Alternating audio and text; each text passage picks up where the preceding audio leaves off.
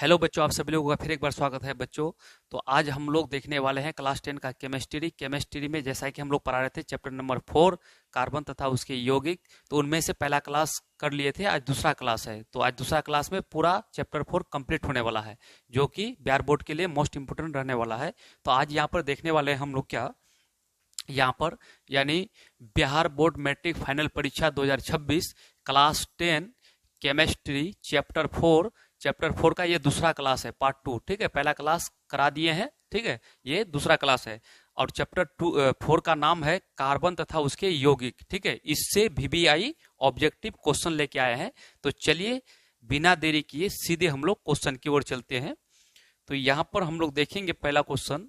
देखिए आपके सामने पहला क्वेश्चन आ चुका है। यहाँ पहला क्वेश्चन क्या कहता है क्वेश्चन कि संतृप्त हाइड्रोकार्बन श्रेणी के सदस्यों को क्या कहा जाता है। ठीक है, यानी सवाल कहता है कि संतृप्त हाइड्रोकार्बन श्रेणी के सदस्यों को कहा जाता है। ऑप्शन दिया हुआ है, अल्केन कहा जाता है, अल्किन कहा जाता है, या फिर अल्काइन कहा जाता है, इनमें से कोई नहीं।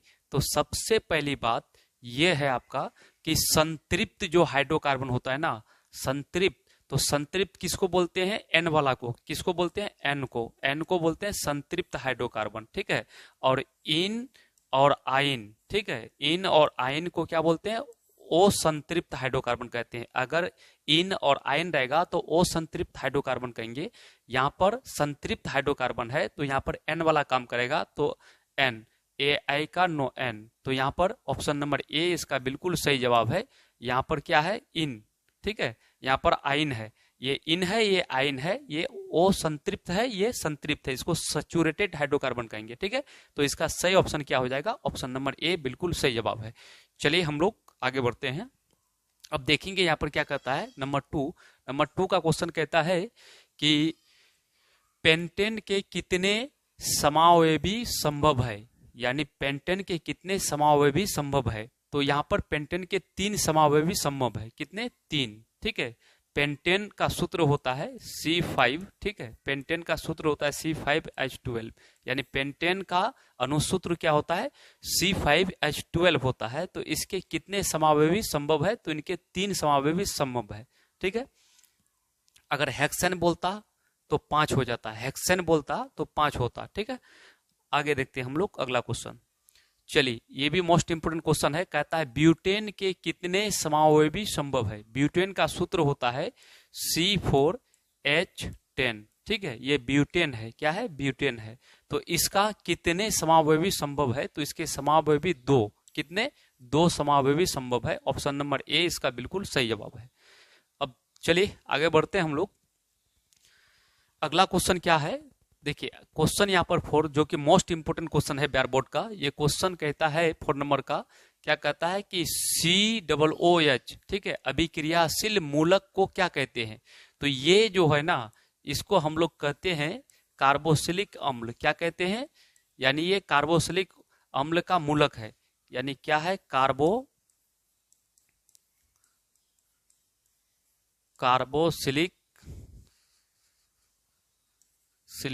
अम्ल, कार्बोक्सिलिक अम्ल का ये मूलक है। ठीक है, ये याद रखिएगा, कार्बोक्सिलिक अम्ल का ये क्या है? मूलक है। तो यानी COOH अभिक्रियाशील मूलक को क्या कहते हैं? तो कार्बोक्सिलिक अम्ल कहते हैं। चलिए, मेरे ख्याल से ये भी मोस्ट इंपोर्टेंट क्वेश्चन है, बिहार बोर्ड का VBI क्वेश्चन है, ये पूछा जाता है बार बार। चलिए आगे बढ़ते हैं हम लोग। देखिए ये मोस्ट इंपोर्टेंट क्वेश्चन है। ठीक है, ये भी VBI क्वेश्चन है। तो यहाँ पर क्वेश्चन क्या कहता है? क्वेश्चन कहता है कि कौन सा कार्बनिक यौगिक सबसे अधिक क्रियाशील है। ये 4 ऑप्शन दिया हुआ है, इनमें से कौन सा कार्बनिक यौगिक सबसे अधिक अभिक्रियाशील है। तो यहाँ पर मीथेन है, इथेन है, इथिन है, प्रोपेन है। अगर इसको देखिएगा ऑप्शन में ना, तो यहाँ पर सब में क्या है? एन है। AI का नो एन, AI का नो एन, AI का नो एन। लेकिन यहाँ पर इथिन क्या है? इथिन इन है। ये इसमें एन काम कर रहा है। क्या काम कर रहा है? एन काम कर रहा है। इसमें भी एन काम कर रहा है। ठीक है, इसमें भी एन काम कर रहा है। लेकिन इसमें क्या काम कर रहा है? इन। क्या काम कर रहा है? इन। तो इसलिए इसका सही जवाब क्या हो जाएगा? यहाँ पर ऐसे भी ऑप्शन से भी आप सही लगा सकते हैं, ऑप्शन नंबर सी इथिन। ये सभी एन ग्रुप का है, ये अलग है, यानी इन ग्रुप का है। तो आपका सही जवाब क्या हो जाएगा? सी। चलिए हम लोग आगे बढ़ते हैं। अब क्वेश्चन नंबर 5 देखेंगे। तो क्वेश्चन नंबर 5 यहाँ पर क्या कहता है? कहता है कि उच्च ओसीय अम्लों के सोडियम लवण को क्या कहते हैं? यानी उच्च ओसीय लवणों के यानी उच्च ओसीय अम्लों के सोडियम लवण को क्या कहते हैं? तो इसका उत्तर सही हो जाएगा आपका साबुन कहते हैं। क्या कहते हैं? साबुन कहते हैं। ठीक है, क्या कहते हैं? साबुन कहते हैं। साबुन कहते हैं। साबुन में क्या होता है कि उच्च ओसीय अम्लों के सोडियम लवण होता है। ठीक है, ये आप लोग को क्लास में हम पढ़ाए थे। तो इसका सही आंसर क्या हो जाएगा? साबुन हो जाएगा। चलिए फिर हम लोग आगे बढ़ते हैं। अब 7 नंबर का क्वेश्चन क्या कहता है? देखिए 7 नंबर का क्वेश्चन है क्या कि इथेनॉल को सांद्र H2SO4, यहाँ पर क्या है? H2, ठीक है, H2SO4, ठीक है, सांद्र H2SO4 यानी सल्फ्यूरिक अम्ल के साथ गर्म करने पर कौन सी गैस बनती है? तो कौन सी गैस बनती है? तो ये आपको पता है इथिन गैस बनती है। कौन सी गैस? इथिन। और इथिन का सूत्र होता है C2, ठीक है, H4। ये इथिन का क्या है? सूत्र है। यानी जब भी इथेनॉल को सांद्र H2SO4 के साथ गर्म करते हैं तो कौन सी गैस बनेगा? इथिन गैस बनेगा। इथिन का सूत्र क्या होता है? C2H4। इथिन का सूत्र क्या होता है? C2H4। चलिए हम लोग फिर आगे बढ़ते हैं। अब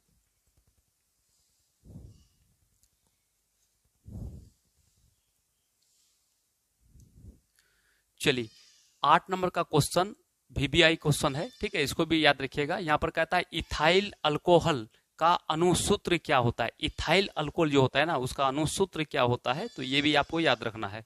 तो इथाइल अल्कोहल, ठीक है, इथाइल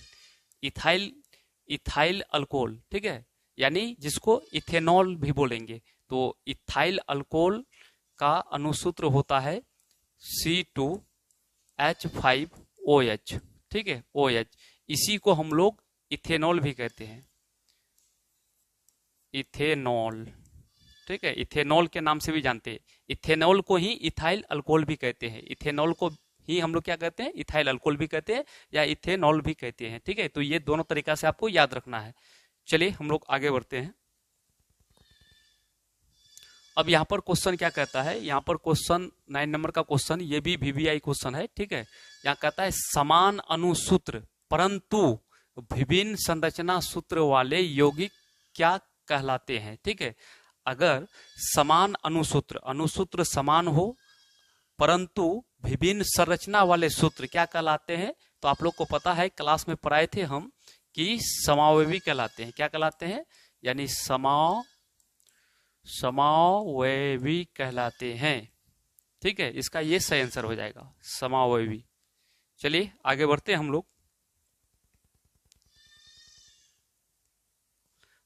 ये मोस्ट इंपोर्टेंट क्वेश्चन है बिहार बोर्ड का, जो कि बार बार क्वेश्चन पूछे जाते हैं। क्या कहता है कि एसिटिक अम्ल का एसिटिक अम्ल का IUPAC नाम क्या है? तो आप लोग को एसिटिक अम्ल का IUPAC नाम जो होता है तो वो होता है इथेनोइक। क्या होता है? इथेनोइक अम्ल होता है। क्या होता है? इथेनिक, इसका होता है इथेनोइक अम्ल। क्या होता है? इथेनोइक अम्ल होता है। ठीक है, ये याद रखिएगा, इथेनोइक अम्ल होता है। ठीक, चलिए आगे बढ़ते हैं हम लोग।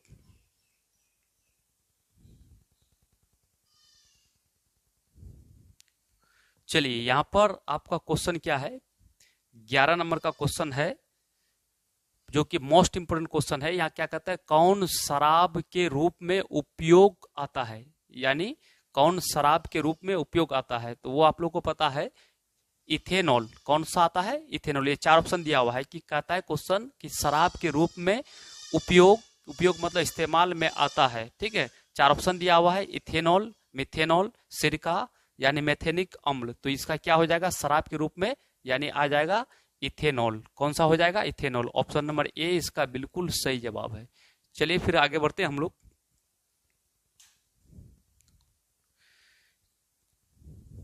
चलिए यहां पर देखेंगे हम लोग, ये भी most important question Bihar board का है। यहां पर क्या कहता है? कहता है कि अभिक्रियाशील समूह यानी डबल बॉन्ड CO को क्या कहते हैं? यानी कहने का मतलब यहाँ पर क्या है, डबल बॉन्ड CO, ठीक है। ये जो अभिक्रियाशील समूह है तो इसको क्या कहते हैं, तो इसको हम लोग कीटोन कहते हैं। क्या कहते हैं, इसका उत्तर क्या हो जाएगा, इसका उत्तर हो जाएगा कीटोन, कीटोन, ठीक है। कीटोन समूह कहेंगे, या फिर इसको कीटोन ऑप्शन में नहीं रहेगा तो रहेगा क्या, कार्बोनिल समूह, कार्बोनिल समूह, ठीक है। ये दो नाम से जाना जाता है, कार्बोनिल समूह के नाम से भी जाना जाता है इसको, ठीक है। तो या तो कीटोन ऑप्शन में रहेगा, लगा दीजिएगा, नहीं रहेगा तो कार्बोनिल समूह रहेगा, ठीक है। ये भी क्वेश्चन कंप्लीट हो चुका है। चलिए हम लोग आगे देखते हैं अब। चलिए ये बिहार बोर्ड का फेवरेट क्वेश्चन है, VBI क्वेश्चन है। यहाँ पर कहता है क्लोरोमीथेन का सूत्र होता है, क्लोरोमीथेन का सूत्र होता है। तो इसका क्लोरोमीथेन का सूत्र क्या होता है, क्लोरोमीथेन, ठीक है। तो इसका सूत्र होता है CH3Cl, ठीक है। यानी CH3Cl, इसी को क्या बोलेंगे हम लोग, क्लोरोमीथेन कहेंगे। क्या कहेंगे, क्लोरोमीथेन के नाम से जानते हैं इसको हम लोग। चलिए हम लोग आगे बढ़ते हैं अब यहाँ पर क्या कहता है क्वेश्चन, ये भी VBI क्वेश्चन है। कहता है नाइट्रोजन अणु में कितने सहसंयोजक बंधन होते हैं। जो नाइट्रोजन अणु होते हैं ना, नाइट्रोजन अणु N2, तो इसमें कितने सहसंयोजक यानी बंधन होते हैं, तो इसमें 3 सहसंयोजक बंधन होते हैं। कितने, 3। तो जिस ऑप्शन में 3 होगा वो सही हो जाएगा। क्या होते हैं, 3। चलिए फिर हम लोग आगे बढ़ते हैं। चलिए यहाँ पर कहता है कि एरोमेटिक हाइड्रोकार्बन है, एरोमेटिक हाइड्रोकार्बन है। यहाँ पर 4 ऑप्शन देते हैं आपके समझ में, बताइएगा। यानी CH, ठीक है। दूसरा ऑप्शन दे देते हैं C2H6, तीसरा ऑप्शन देते हैं CH4, और चौथा ऑप्शन दे देते हैं C6H6, ठीक है। तो कौन सा ऑप्शन सही होगा, कहता है यहाँ दे देगा कि निम्न में से कौन एरोमेटिक हाइड्रोकार्बन है। तो एरोमेटिक हाइड्रोकार्बन वही होता है जो चक्रीय होता है। एरोमेटिक हाइड्रोकार्बन होगा तो वो क्या होगा, चक्रीय होगा, ठीक है। चक्रीय आकृति का बनेगा। तो यहाँ पर कौन, ये कुछ नहीं होगा, यानी ये आपका ऑप्शन नंबर डी इसका सही हो जाएगा, C6H6, ठीक है। ये चक्रीय बनेगा, ऑप्शन नंबर डी इसका सही जवाब है। चलिए हम लोग आगे बढ़ते हैं। तो इसको आप लोग को याद रखना है। तो बच्चों हम लोग का ये केमिस्ट्री का चैप्टर नंबर 4 कंप्लीट हो गया। कार्बन तथा उसके यौगिक से 2 पार्ट में पढ़ा के ऑब्जेक्टिव कंप्लीट कर दिए। और कल हम लोग का क्लास आने वाला है आप लोग का चैप्टर नंबर 5, केमिस्ट्री का चैप्टर नंबर 5। तो इसको शुरू से अंत तक एक बार देख लीजिएगा। चलिए आज के लिए इतना ही।